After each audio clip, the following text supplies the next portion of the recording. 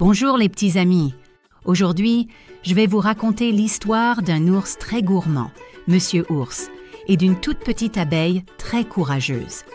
Vous savez ce que les ours aiment par-dessus tout? Le miel, bien sûr. Mais parfois, être trop gourmand et se mettre en colère peut attirer des ennuis. Écoutons voir. Tout commence dans la jolie cuisine de Monsieur Ours. C'est l'heure du goûter et son ventre gargouille. Grouic, grouic.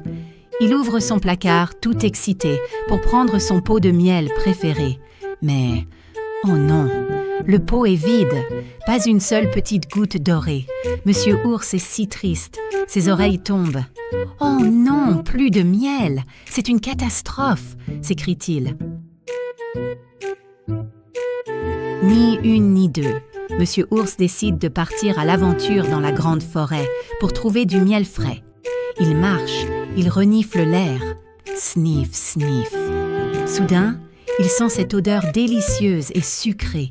Il lève la tête et voit, tout là-haut dans un grand chêne, une belle ruche dorée qui brille au soleil. « Du miel !»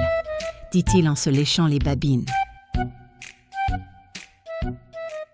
Monsieur Ours est tellement pressé qu'il ne réfléchit pas. Il plonge sa grosse patte poilue vers la ruche. Mais soudain, une petite abeille courageuse sort en trombe et se plante devant son gros nez. « Hé, l'ours, va-t'en !» dit-elle de sa petite voix. « Ce miel est à nous. Nous avons travaillé dur pour le faire. Ce n'est pas le tien. » Monsieur Ours n'aime pas qu'on lui dise non. Il fronce les sourcils et grogne. « Je suis grand, je suis fort et je fais ce que je veux. Pousse-toi, moucheron !» Il essaie encore d'attraper le miel, mais la petite abeille est rapide comme l'éclair. Zing! Aïe! Elle le pique juste sur le bout de son nez. Le nez de Monsieur Ours devient tout rouge comme une tomate. « Ouille, mon nez! Ça fait mal !» hurle Monsieur Ours.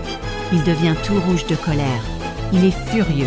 Il attrape un gros bâton par terre et commence à le faire tournoyer dans tous les sens pour attraper l'abeille.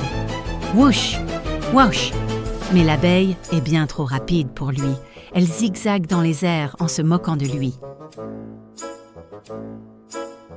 L'abeille retourne vite se cacher dans sa ruche. Monsieur Ours est tellement en colère qu'il ne contrôle plus rien. « Ah, tu te caches! Je vais t'écraser !» crie-t-il. Il lève son gros bâton et... bam! Bam! Crac!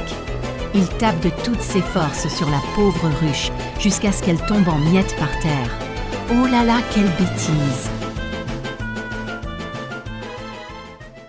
Le silence revient un court instant.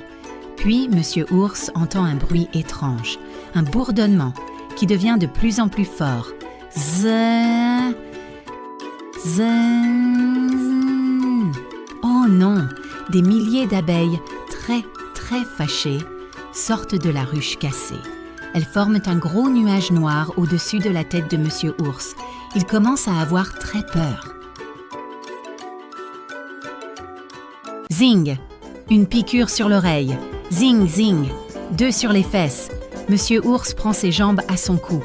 Il court à travers la forêt aussi vite qu'un lapin, poursuivi par le nuage d'abeilles. « Aïe! Oui! Arrêtez !» crie-t-il en sautant par-dessus les buissons.